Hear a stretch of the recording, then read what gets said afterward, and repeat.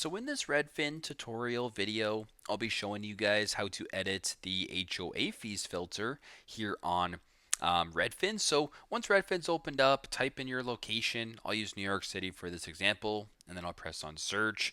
Once your location is selected here, I want you to go to the top to where it says filters. Then I want you to scroll down.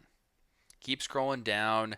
There's a bunch of different options right here. So where it says cost slash finance, HOA fees right here. So if you wanted to set perhaps a maximum on how much you want to spend on HOA, you can go ahead and do this. So for example, if your HOA is less than $500 a month or whatever, you can go ahead and do that. Go to the bottom right, press on search, and you guys can see the listings of houses that would qualify in that regard. So very simple, very straightforward. That is how you guys can edit the HOA fees filter here on Redfin. Thanks again for watching, and I hope this video helps.